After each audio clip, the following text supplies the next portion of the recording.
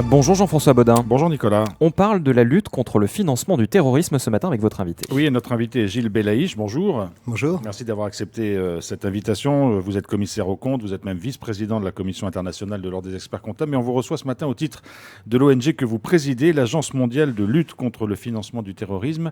En deux mots, Gilles Belaïch, quelle est cette agence ? Merci. À quoi sert-elle ? Merci de me recevoir. Nous sommes une ONG visant à mobiliser l'ensemble des ressources qu'il peut y avoir à travers le monde pour lutter contre ce fléau. Sans argent, pas de mouvement terroriste. Pas de mouvement terroriste, c'est aussi endiguer les morts. Alors, on peut le faire par les armes, on peut aussi le faire en luttant pour faire en sorte que les ressources ne soient plus là et que sans ressources, personne ne puisse être en capacité de faire des attentats comme Charlie Hebdo, comme la promenade des Anglais, mais également en Inde, aux États-Unis ou n'importe où dans le monde. Ça veut dire que le terrorisme touche certaines régions, mais son alimentation financière provient du monde entier ? Exactement. En fait, on a l'habitude de voir au travers de l'Europe ou de l'Amérique du Nord les conflits et les conséquences et les terroristes qui viennent tuer à chaque instant. Mais nous ne cherchons pas à travailler sur le terrain de ces terroristes, sur la réalisation de ses propres actes, mais de savoir comment est-ce qu'ils sont financés et aller chercher à la source les moyens d'endiguer et d'assécher ces groupuscules. Alors on va venir sur ces fameuses sources du financement du terrorisme, mais avant ça, de quoi parle-t-on quand on parle du terrorisme ? On a évidemment l'image des terroristes islamistes, parce que c'est ceux qui sévissent le plus souvent en France, mais le terrorisme prend des formes très différentes ? Oui, tout à fait. En fait, il faut aller bien au-delà de ça.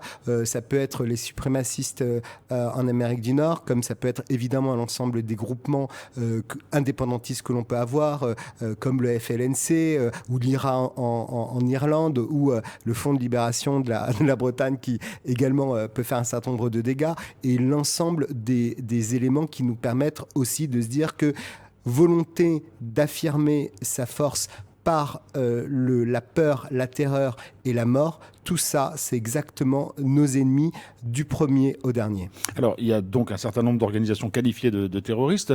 Est-ce qu'on peut prendre quelques chiffres, par exemple, pour expliquer, on sait quel est le budget aujourd'hui de Daesh, par exemple, pour le financement de ces actes terroristes ? Oui, alors là, vous prenez le plus riche, oui. Parce qu'en fait, ils arrivent à trouver moyen, notamment au travers de la Syrie, de mettre en place un certain nombre d'exploitations, que ce soit la partie gazière, pétrolière, mais de taxes locales. Mais grosso modo, on sait qu'une organisation terroriste de niveau significatif, c'est un budget qui est aux alentours de 400 à 700 millions de dollars par an. Ce sont des budgets, mais nous avons des groupuscules qui sont très actifs et qui veulent et arrivent à tuer.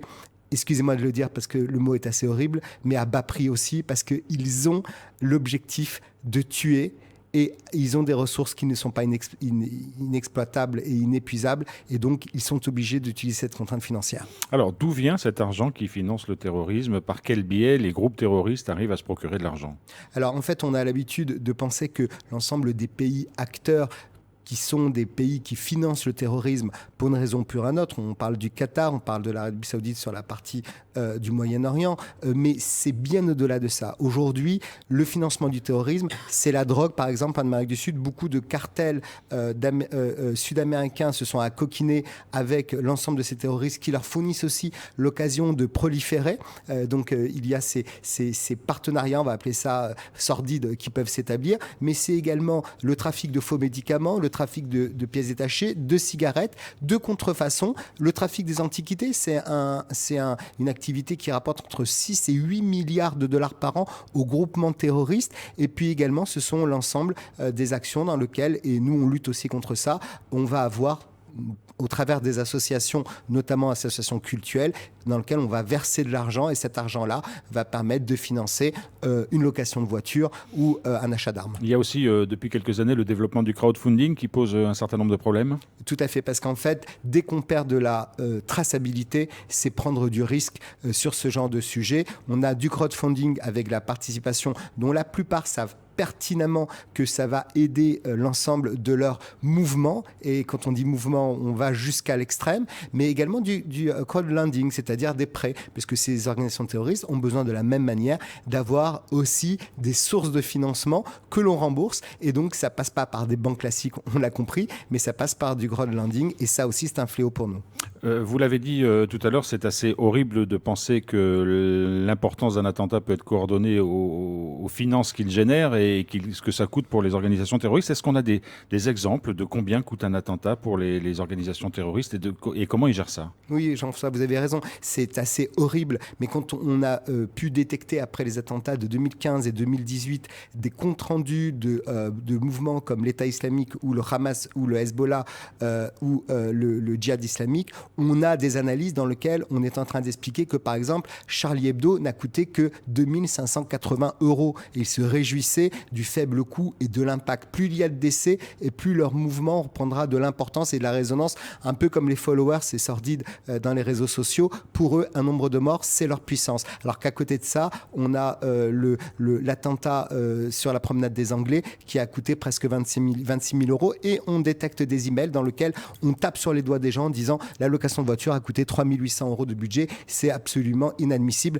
merci de revoir votre copie pour la prochaine fois. Aujourd'hui, on parle de ça, mais on parle de mort in fine. Et c'est ça le vrai enjeu de notre lutte. Alors, au-delà du constat, de la connaissance que vous pouvez avoir de ce financement du terrorisme, quel rôle joue l'agence? Est-ce qu'elle a des moyens de répression? Est-ce qu'elle peut alerter des États ou des communautés pour leur dire attention, là vous êtes en train, par exemple, de développer un système qui va servir à financer le terrorisme? Quels sont vos moyens d'action? Oui, en fait, nous avons un certain nombre de gouvernants qui sont présents sur les 5 continents. On a par exemple en Amérique du Sud l'ancien juge antiterroriste argentin qui est notre gouverneur sur la partie Amérique du Sud. Nous avons que des acteurs qui ont lutté toute leur vie et qui luttent toute leur vie contre le financement, contre le terrorisme et qui ont compris que malgré la bonne volonté, malgré les moyens, on parle de presque 9 milliards d'euros de moyens mis en place par l'Europe pour lutter contre ce financement du terrorisme, eh bien nous avons malheureusement un sujet, c'est que chaque État se retrouve enfermé dans sa propre sécurité intérieure et qu'on ne communique pas assez. Donc partage des informations. Partage des informations et force de proposition. Donc nous avons un certain nombre de propositions, nous informons, nous faisons des propositions pour lutter au quotidien contre ce financement du terrorisme et nous travaillons avec les institutionnels et c'est le cas également aussi dans des territoires comme la Calédonie. Alors justement, c'est la question suivante. Vous êtes en Calédonie pour des raisons professionnelles, mais aussi au titre de cette ONG, vous allez rencontrer un certain nombre d'acteurs en Calédonie. La Calédonie en particulier et l'Océanie en général est aussi concernée par le financement du terrorisme, parce qu'on a l'impression que les actes terroristes sont un peu loin et qui ne concernent pas directement l'Océanie, en tout cas pas la Calédonie. Oui, voilà. Alors heureusement, bien heureusement, pas sur les impacts que l'on peut avoir au quotidien sur des actes terroristes, mais par contre sur ces ressources, tout à fait. On a un gros sujet avec les îles Vanuatu qui nous pose évidemment beaucoup de sujets à la fois sur le financement en tant que tel, puisque l'île reste encore extrêmement opaque, et puis également on l'évoquait sur les sujets d'octroi de passeport, parce que ces terroristes-là, ils ont besoin d'argent et ils ont besoin de circuler. Et évidemment, avoir un passeport, c'est la clé pour pouvoir échanger, donner et être présent sur des terrains d'action, malheureusement. Alors, au-delà du Vanuatu, est-ce qu'il y a d'autres pays et territoires qui sont un petit peu dans le collimateur de votre ONG? Oui, alors là où nous avons beaucoup de prolifération sur la zone Océanie au sens global du terme, c'est l'Indonésie, Singapour également, dans lequel on se retrouve avec des grosses mouvances qui sont des mouvances islamiques et qui arrivent à capter énormément d'argent qui sont après reversés sur l'ensemble des groupes terroristes dans le monde. Et ça, la zone Océanie, c'est une zone qui n'a pas assez, à notre sens, été explorée dans cette lutte contre le financement du terrorisme, alors que ça représente l'équivalent de 4,5 milliards d'euros au sens global de la zone. Alors vous savez que quand on parle de l'Océanie, on parle maintenant beaucoup de la zone Indo-Pacifique, et puis derrière, il y a un peu tapis dans l'ombre, j'allais dire la Chine, qu'on regarde avec des yeux parfois un peu hostiles. Est-ce qu'on a raison ? Mais notamment sur ces questions de financement du terrorisme? Vous avez tout à fait raison. Aujourd'hui, alors évidemment, on n'en entend pas parler parce que le gouvernement chinois fait en sorte qu'on n'entend pas parler au quotidien. Mais aujourd'hui, la Chine est le pays dans le monde qui connaît la plus forte croissance de ces mobilisations de groupuscules terroristes au-delà du Moyen-Orient. Et à notre sens, c'est un vivier et un risque absolument incroyable, puisqu'en fait, pour parler des groupements islamistes, ils ont compris depuis longtemps qu'ils étaient dans le collimateur et aller dans des zones de back-office, excusez-moi d'utiliser ce terme-là, dans lequel ils vont être un petit peu moins sous le soleil. Et puis évidemment, en Chine, la partie bancaire, trésorerie, beaucoup plus opaque. On ne répond pas aux questions du GAFI, de Tracfin en Europe, etc. Et donc, on se retrouve avec des moyens de financement qui sont beaucoup plus libres et beaucoup plus faciles d'accès. Gilles Belaïch, finalement, est-ce que le terrorisme n'est pas la première entreprise mondialisée ? Et c'est exactement ça. On a aujourd'hui des organisations qui sont parfaitement en ordre. Ils ont des moyens d'action, de propagande. Ils ont des structurations. Les gens sont assez étonnés de voir à quel point est-ce que ces structures-là, il faut payer des mercenaires, il faut payer des armes, il faut payer des locations de voitures, il faut payer des planques. Tout ça, c'est énormément d'argent. Et cet argent-là, si on arrive à le tarir, c'est chaque fois des morts en moins. Gilles Belaïch, président de l'Agence mondiale de lutte contre le financement du terrorisme, merci d'avoir été avec nous ce matin. Merci Jean-François.